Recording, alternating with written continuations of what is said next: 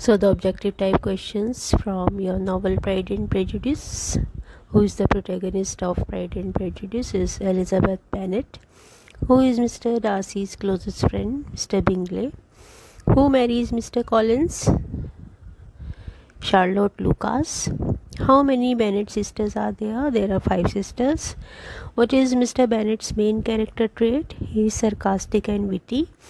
What is Mrs. Bennet's main goal in life? Her goal is to marry off her daughters. Which Bennet sister elopes with Mr. Wickham? It's Lydia. What is Mr. Collins' profession? He is a clergyman. Who is Lady Catherine de Bourgh to Mr. Darcy? She is his aunt. Who does Jane Bennet marry? Mr. Bingley. Now some plot-based question from the same novel. Where does Mr. Bingley first meet the Bennet family? At the Meryton Assembly. Who proposes to Elizabeth? Mr. Collins. Why does Elizabeth initially reject Mr. Darcy's first proposal? Because she dislikes him and his pride. What estate does Mr. Darcy own? Pemberley. What is the name of Mr. Darcy's sister? Georgiana. Why does Lady Catherine visit Elizabeth near the end of the novel? Is to prevent her from marrying Darcy. Who tells Elizabeth the truth about Darcy's character? Darcy himself in a letter. How does Elizabeth's opinion of Mr. Darcy change?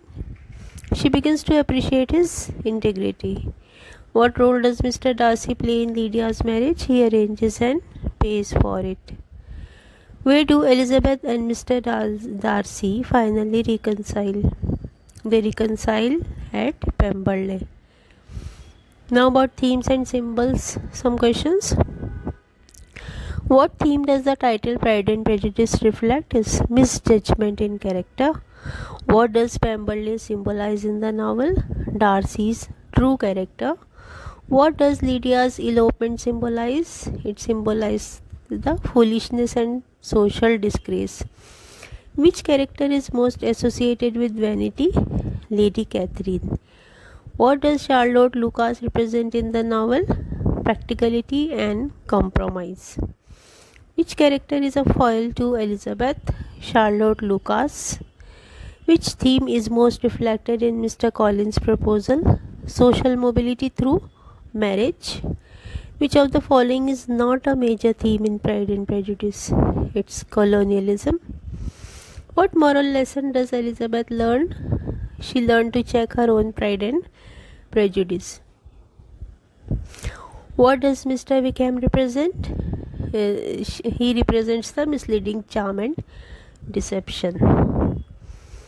Now some questions about the quotes and style that is used in this novel.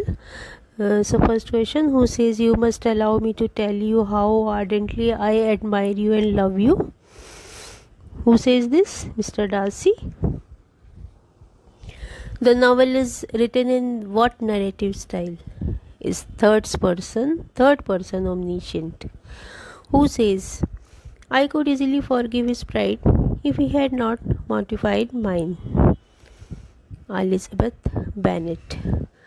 Jane Austen's tone in the novel can be best described as ironic and satirical.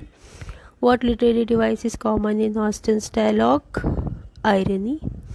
Which of these is recurring motif in the novel? Letters.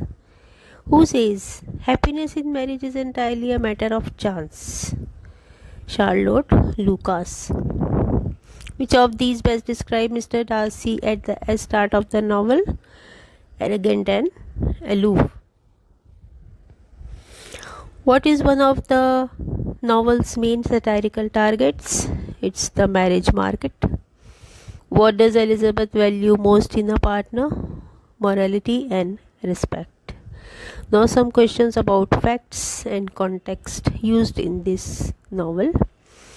In what year was Pride and Prejudice published? 1813. What was the original title of Pride and Prejudice? First impressions. Who is the author of Pride and Prejudice? Jane Austen. In what country is the novel set? England. What class do the Bennet family belong? Landed gentry. Why can't the Bennet sister inherit the estate? Because it is under entailed to a male heir. Who inherits Longbourn after Mr. Bennet? Mr. Collins. Who is Caroline Bingley? She is Mr. Bingley's sister. Which of the Bennet sisters is bookish and serious? Mary. Now last question. The novel ends with how many marriages? 3. So keep watching and be prepared for your exam.